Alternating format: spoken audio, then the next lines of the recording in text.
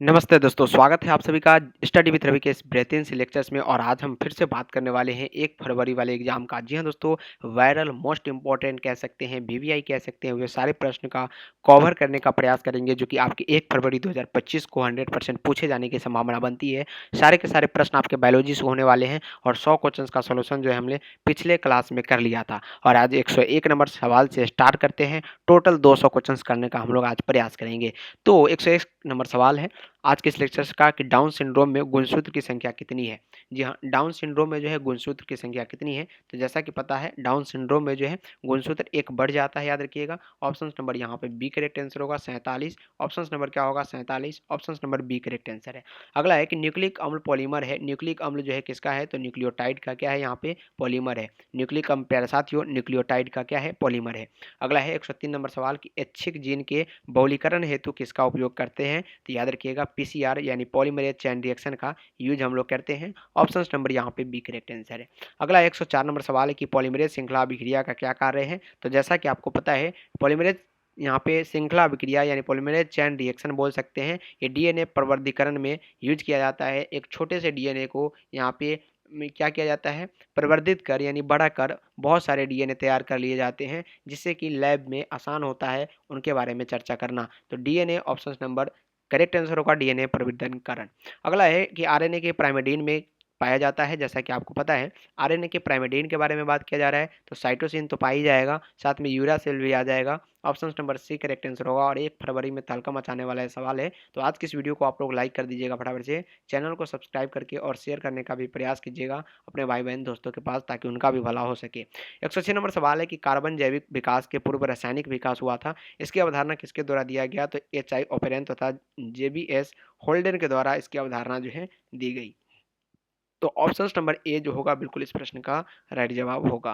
107 number सवाल आपके screen के सामने है और पूछा क्या जा रहा है कि पादपों तथा जंतुओं के बीच की कड़ी किसे माना जाता है। तो पादपों और जंतुओं के बीच की जो कड़ी होती है वो युगलीना होता है, याद रखिएगा euglena. Option number C correct answer है। वीवीआई प्रश्न ये ऑलरेडी जो है आपसे पूछा जा चुका है आपके बीसीईबी एग्जाम में, याद रखिएगा 2025 वाले में। तो इसको आप जरूर याद कर लेंगे, ये आपके लिए इंपॉर्टेंट रहेगा।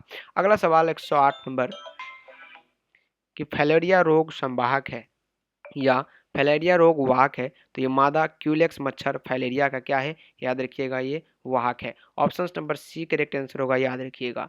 इनमें से कौन सी बीमारी जो है प्रत्युजक द्वारा उत्पन्न होता है, तो हे ज्वर, याद रखिएगा हे ज्वर। ऑप्शन नंबर बी राइट है।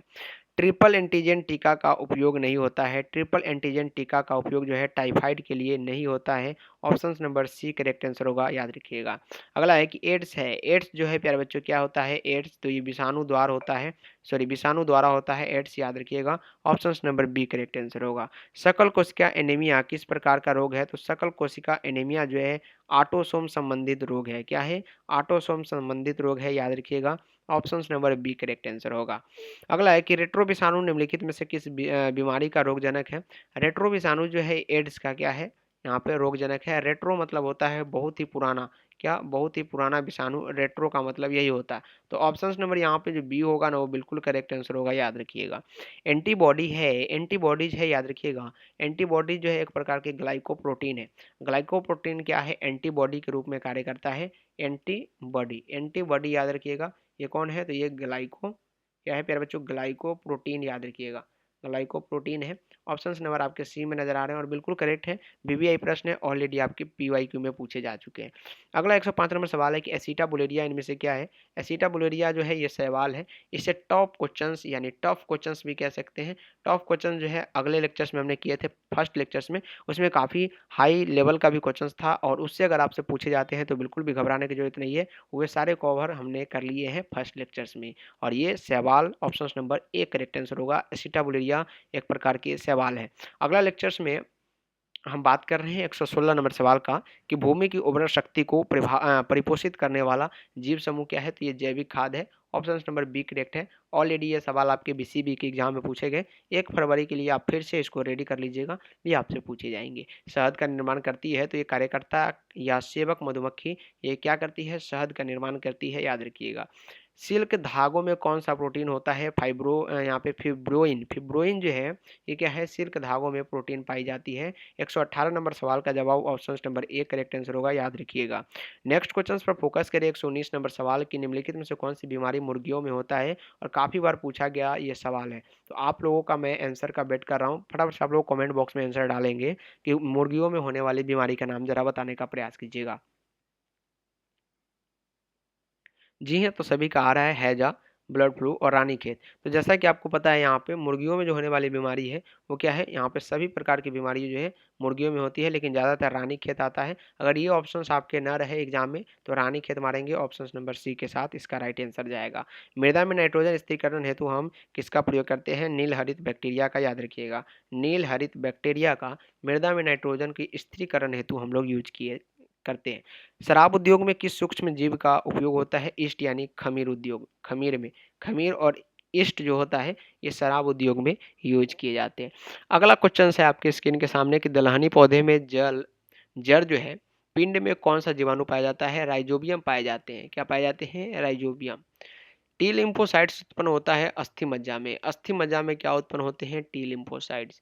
एगारोज किससे प्राप्त किया जाता है? समुद्री घास से। समुद्री घास से क्या प्राप्त किए जाते हैं प्यारे बच्चों? एगारोज प्राप्त किए जाते हैं। अगला है कि पुनर्योजक डीएनए प्रौद्योगिकी द्वारा निर्मित प्रथम मानव हार्मोन इंसुलिन है। Insulin option number D correct है।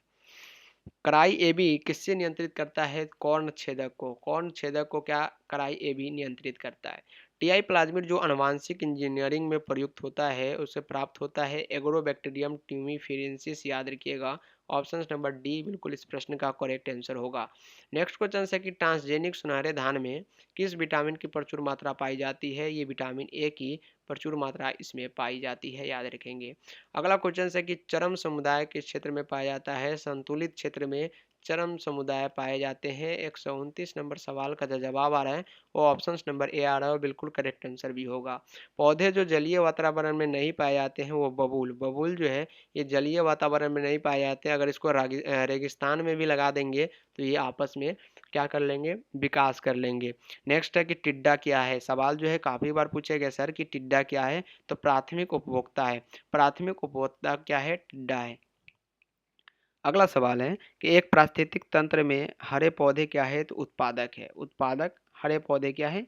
पारिस्थितिक तंत्र में हरे पौधे उत्पादक माने जाते हैं, याद रखिएगा।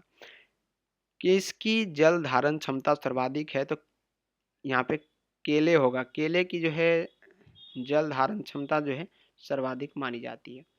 अगला है कि जैव रिएक्टर अनुकूलतम परिस्थिति में क्या निर्माण करता है? तो ये उत्पाद, जीव, माध्यम सभी प्रदान करते हैं जैव रिएक्टर। और 1 फरवरी के लिए सारे के सारे प्रश्न आपके लिए इंपॉर्टेंट साबित होने वाले। गोंडा अभ्यारण्य किस राज्य में है? तो असम में है। गोंडा अभ्यारण्य कहाँ पे प्यारे बच्चों? असम में। अगला सवाल है कौन संकटग्रस्त स्पीसीज है? तो नेफेंथिस, जैसा कि हम पिछले लेक्चर्स में भी इसके बारे में चर्चा किए थे। रेड डाटा बुक में सम्मिलित है वे सभी जो विलुप्त हो रहे हैं पौधे की सूची, दुर्लभ हो रहे हैं पौधे की सूची और आपत्तिग्रस्त प्रणालियों की सूची, यानी ऑल ऑफ दीज, याद रखिएगा। Option number D. काजीरंगा राष्ट्रीय उद्यान किसके लिए विख्यात है? तो ये गोंडा अभ्यारण्य के लिए विख्यात है, याद रखेंगे। कौन सी ग्रीन हाउस गैस है? तो सभी को पता है मीथेन बिल्कुल, कार्बन डाइऑक्साइड बिल्कुल, क्लोरोफ्लोरोकार्बन CFL बिल्कुल, यानी option number D right answer होगा। अगला लेक्चर्स में हम लोग 140 नंबर सवाल का डिस्कशन कर रहे हैं, जिसमें सवाल आपसे पूछा जा रहा है कि साधारणतः कितने तीव्रता की ध्वनि मानव सहन करता है? तो जैसा कि आपको पता है 20 से 30 decibel, option number A correct answer है। अगला क्वेश्चन आपके स्क्रीन के सामने है कि निम्नलिखित में से किस समूह में अगुणित पादप शरीर होता है? तो ये ब्रायोफाइट्स में होता है। ब्रायोफाइट्स में अगुणित पादप समूह होता है। जब नर आकृति में मादा से भिन्न होता है तब उसको हम लोग यौन द्विरूपता बोलते हैं। क्या बोलते हैं? यौन द्विरूपता। ऑप्शन नंबर बी करेक्ट है। अगला क्वेश्चन है 143 नंबर की एक शुक्राणु जो सीधा अंडाणु में प्रवेश करने की विधि है उसको हम लोग ICSI बोलते हैं। ICSI, याद रखेंगे। सैटेलाइट DNA एक उपयोगी साधन है फोरेंसिक विज्ञान का। क्या है? एक उपयोगी साधन है सैटेलाइट DNA। 144 नंबर सवाल का जो जवाब आ रहा है ऑप्शन नंबर सी है और बिल्कुल करेक्ट भी होगा। समकार्य संरचना किसके परिणाम स्वरूप है? तो अभिसारी विकास के क्या है? परिणाम स्वरूप है। Option number B correct answer होगा। 146 नंबर सवाल की रानी मधुमक्खी निषेचित अंडे से उत्पन्न होती है तथा इसका लार्वा खाता है रॉयल जेली। ऑप्शन नंबर यहाँ पे सी करेक्ट आंसर होगा। ऑलरेडी सारे के सारे प्रश्न आपसे पूछे गए आपके एग्जाम में। जलमग्न पौधे में रंध्र रहते हैं, किसी भी सतह पर नहीं होते हैं, याद रखिएगा किसी भी सतह पर नहीं होते हैं। Option number C right answer है। अगला है निम्नलिखित में से कौन सी विलुप्त प्राय प्रजाति है। नेफेंथिस जो है ये क्या है, विलुप्त प्राय प्रजाति है। एक ट्यूमर उत्प्रेरक प्लाज्मिड जिसका व्यापक रूप से परजीवी पौधे के उत्पादन में प्रयुक्त किया जाता है वो एग्रोबैक्टीरियम ट्यूमिफेंसिस है, याद रखिएगा। Option number B correct answer होगा। 150 नंबर सवाल आपके स्क्रीन के सामने है कि एगारोज जेल पर अलग किए गए डीएनए के टुकड़े को किसके रंगने के बाद देखा जा सकता है। तो एथिडियम ब्रोमाइड, याद रखेंगे। Option number B correct answer है। 151 नंबर सवाल का जवाब बताइएगा कि सोमा क्लोन विविधता किनके द्वारा प्राप्त की जाती है। उत्तक प्रवर्धन के द्वारा प्राप्त किए जाते हैं। अगला सवाल है कि समयुग्मक पाए जाते हैं, तो ये क्लोडोफोरा में जो है समयुग्मक पाए जाते हैं। ऑप्शन नंबर डी करेक्ट है। कौन जो है उभयलिंगाश्री प्राणी है। तो जैसा कि पता है केंचुआ, केंचुआ जो है प्यारे बच्चों क्या है, उभयलिंगाश्री प्राणी है। कंद किसका रूपांतरण है, तना का। कंद जो है किसका रूपांतरण है, तना का रूपांतरण है। नेक्स्ट क्वेश्चन, जेम्यूल निर्माण किसमें होता है। तो ये स्पंज में जो होता है प्यारे बच्चों जेम्यूल्स का निर्माण होता है, याद रखेंगे। ये भी प्रश्न काफी बार आपसे पूछे गए कि कौन नर युग्मक के संयोजन कर भ्रूणपोष बनाता है। द्वितीय केंद्रक जो है नर युग्मक से संयोजन करके भ्रूणपोष बनाता है जो कि 3N होता है। 157 कौन जलीय जंगली घास है। जल कुंभी, याद रखिएगा जलीय जंगली घास है। वाटर हाइथिस जिसको बंगाल के आतंक भी बोलते हैं, यानी टेररिस्ट ऑफ बंगाल भी इनको बोला जाता है। ऑप्शन नंबर सी करेक्ट है। कौन पौधे के स्वपरागन होता है, पौधे में स्वपरागन होता है किस सॉरी निम्नलिखित में से किस पौधे में स्वपरागन होता है। द्विलिंगी, जिसमें दो लिंग रहेंगे आपस में उसमें स्वपरागन तो होगा ही। किस पौधे के प्रजातियों में बीज का उत्पादन असंग जनन होता है। तो ये घास, घास याद रखेंगे असंग जनन के द्वारा इसमें उत्पादन होता है। भ्रूणपोष क्या है, तो त्रिगुणित है। ऑप्शन नंबर सी राइट है। 161 नंबर सवाल है कि किसमें जल द्वारा परागण होता है। हाइड्रा में, हाइड्रा में क्या होता है, जल के द्वारा हम लोग परागण कराते हैं। किसका पुष्पासन खाया जाता है, तो सेब का, सेब का पुष्पासन भी इनमें खाया जाता है। गेहूं में परागण किसके द्वारा होता है, वायु के द्वारा होता है। वायु का झोंका इस पर पड़ता है और परागण उड़ के अन्य किसी पौधे पर जा जाके परागित होते हैं, याद रखेंगे। पूरी वातावरण में फैली रहती है और विभिन्न प्रकार के एलर्जी भी उत्पन्न करता है परागकण। तो ऑप्शन नंबर अभी के लिए तो फिलहाल ए राइट आंसर है। अनुवांशिक कूट में कितने कूट होते हैं, तो 64, याद रखेंगे। अनुवांशिक कूट में टोटल जो होते हैं वो 64 कूट होते हैं। जिब्रेलिन क्या है, सभी को पता है कि सर जिब्रेलिन एक प्रकार के हार्मोन है। जनसंख्या का अध्ययन जो है डेमोग्राफी कहलाता है। ऑप्शन नंबर डी करेक्ट है। अगला है कि सबसे अधिक तथा सबसे कम जीन वाले मानव गुणसूत्र इनमें से, तो गुणसूत्र एक और वाई, याद रखेंगे। ऑप्शन नंबर ए करेक्ट है। अगला है कि मेंडल ने प्रतिपादित किया आनुवंशिकता का नियम जो है प्यारे बच्चों मेंडल ने दिया था और ऑलरेडी ये सवाल आपसे पूछे गए, हर एक बार एग्जाम में ये सवाल आपसे पूछे जाते हैं। एक जीन दूसरे जीन जोड़े को प्रभाव को रोकता है उसको हम लोग एपिस्टेटिस बोलते हैं, याद रखिएगा। ऑप्शन नंबर यहाँ पे सी करेक्ट है। अगला एक डीएनए के प्राइमिडीन में पाया जाता है, तो थाइमिन एवं साइटोसिन जो है इनके प्राइमिडीन में पाए जाते हैं डीएनए के।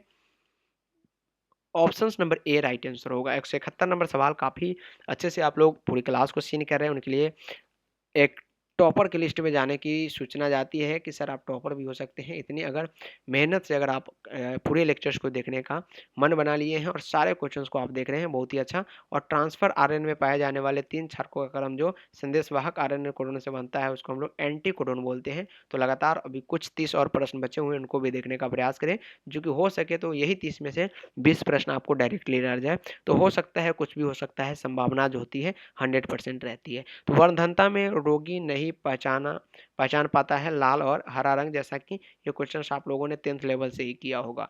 अगला क्वेश्चन है कि प्रतिकोडोन या एंटीकोडोन पाए जाते हैं, तो टीआरएनए पर पाए जाते हैं। कौन जो है मोबाइल आनुवांशिक पदार्थ है, तो बी और सी दोनों, यानी ट्रांसपोजॉन और जंपिक जीन। डीएनए से एमआरएनए बनाने की क्रिया को ट्रांसक्रिप्शन बोलते हैं। डीएनए से एमआरएनए बनाने की प्रक्रिया को हम लोग ट्रांसक्रिप्शन। ड्रायोफिथिकस इनमें से किसके अधीन समान था, तो एफ के अधीन समान था। ऑप्शन नंबर ए राइट है। जीवाश्म सामान्यतः किसमें पाए जाते हैं, तो तलछट्टी चट्टान में जीवाश्म पाए जाते हैं। द ओरिजिन ऑफ स्पीसीज पुस्तक किसने लिखी है, चार्ल्स डार्विन ने द ओरिजिन ऑफ स्पीच पुस्तक लिखी है। अगला है कि कर्मिक विकास में योगदान है, तो परपरागण का कर्मिक विकास में क्या है, योगदान है। नेक्स्ट क्वेश्चन है कि एकेडना है, योजक करी है, किसका योजक करी है सर, एकेडना, याद रखेंगे। ऑप्शन नंबर ए करेक्ट है। और कमेंट करके बताने का प्रयास करेंगे कि योजक करी जो है किसका है। आप देख सकते हैं कि आप कितने पानी में। कौन प्रतिरक्षा रोग का उदाहरण है, तो रूमेटॉइड आर्थराइटिस, ये क्या है, स्व प्रतिरक्षा रोग का कारण है। घुटने का दर्द इससे उत्पन्न होता है, जिसे गेठिया आप लोग बोलते हैं। अगला क्वेश्चन है कि ऐसे पदार्थ जिनके प्रति प्रतिरक्षा अनुक्रिया होती है उसे हम लोग एंटीजन बोलते हैं, क्या बोलते हैं, एंटीजन। नेक्स्ट क्वेश्चन है रेस्ट्रिक्शन विकार क्या है, एंडोन्यूक्लियस जो है रेस्ट्रिक्शन विकार है। अगला सवाल है कि क्षय रोग का संक्रमण मुख्यतः किसके द्वारा, हवा के द्वारा होता है क्षय रोग का संक्रमण। अगला है कि ओपियम ओफीम किससे प्राप्त होता है, पेपेवर सेमिनिफेरस से प्राप्त किए जाते हैं। एम्पेसिलिन आर्जीन किसमें प्रतिरोधक क्षमता विकसित करने हेतु उत्तरदायी है, तो प्रतिजैविक में। ऑप्शन नंबर सी राइट है। एड्स कारक एचआईवी सर्वप्रथम नष्ट करता है, हेल्पर टी लिम्फोसाइट्स का। अगला है कि कौन जीवाणु जनित रोग है, तो कुष्ठ रोग, क्षय रोग और हैजा सभी के सभी क्या है, जीवाणु जनित रोग है। भोज्य विषाक्तता नामक बीमारी किसके संक्रमण से होता है, तो ये साल्मोनेला के संक्रमण से होता है। जरूर याद रखेंगे। पीसीआर किसकी जांच में होती है, तो एचआईवी की जांच के लिए पीसीआर पॉलीमेरेज चेन रिएक्शन का यूज किया जाता है। फ्लेवर सेवर इनमें से क्या है, तो परजीवी टमाटर है, सभी को पता है परजीवी टमाटर। पीसी कल्चर मत्स्य पालन किससे संबंधित है, जलीय जंतु से संबंधित है, याद रखेंगे। अगला क्वेश्चन है कि सोनालिका और कल्याण सोना किसकी किस्म है, तो ये गेहूं की किस्म है, याद रखिएगा, गेहूं का। कोलेरा किसका उदाहरण है, तो ये एकल कोशिका प्रोटीन का और शैवाल का दोनों का उदाहरण है, क्या, कोरेला। सुनहरा धान में इनमें से कौन सा पन्नूर मात्रा में, पन्नूर नहीं, अब क्या होगा, प्रचुर प्रचुर मात्रा में पाया जाता है, तो बीटा कैरोटीन प्रचुर मात्रा में इसमें पाए जाते हैं। अगला सवाल है कि वैसे कीटाणुओं के समूह जो फफूंदी के तंतुओं से जुड़कर जाल जैसी संरचना बनाते हैं उसको फ्लॉक्स बोलते हैं। और क्वेश्चन जो है काफी बार आपसे पूछे भी गए। जैविक खाद का मुख्य स्रोत जो होता है वो जीवाणु होता है, याद रखिएगा। और बेब्री का संबंध किससे है, सेक्रोमाइसिस से है। ऑप्शन नंबर यहाँ पे एक करेक्ट है। और आज का ये सेकंड लास्ट क्वेश्चन आपके स्क्रीन के सामने है और काफी बार पूछे गए सवाल है। जैसा कि ये क्वेश्चन जो है 100% आपसे पूछे जाने की संभावना बनती है कि गोबर गैस प्लांट में जीवाणु प्रयुक्त होते हैं, मेथिजन जीवाणु का यूज जो है गोबर गैस प्लांट में किए जाते हैं। और आज का लास्ट क्वेश्चन, इडली एवं डोसा का आटा किस सूक्ष्म जीव के प्रयोग से बनाया जाता है, तो ये जीवाणु के सूक्ष्म जीव से बनाए जाते हैं। तो ये सारे 100 प्रश्न जो है आपके लिए 1 फरवरी वाले एग्जाम के लिए काफी ज्यादा आरामवान होने वाला है। तो आज के इस लेक्चर्स में आज इतना ही, 100 प्रश्न को रखते हैं। अगले लेक्चर्स में फिर से महामैराथन आपके लिए हम लेके आएंगे, जिसमें बहुत सारे क्वेश्चंस को करने का प्रयास करेंगे। और ये फाइनल टारगेट आपके लिए हो जाएगा कि 1 फरवरी के एग्जाम में पूछे जाएंगे। तो जरूर इसको तैयार कर लीजिएगा सारे प्रश्न को दोबारा देखकर। और वीडियो को लाइक कर दीजिएगा एक बार, चैनल को सब्सक्राइब करके शेयर करने का प्रयास कीजिएगा उन सभी भाई बहन दोस्तों के पास जो कि इस बार 2025 में एग्जाम देने वाले हैं। और अपना अपना फीडबैक कमेंट बॉक्स में देने का प्रयास जरूर कीजिएगा। आज के इस लेक्चर में इतना ही, मिलते हैं फिर से अगले लेक्चर्स में। तब तक के लिए बहुत बहुत धन्यवाद आज की इस क्लास में जुड़ने के लिए।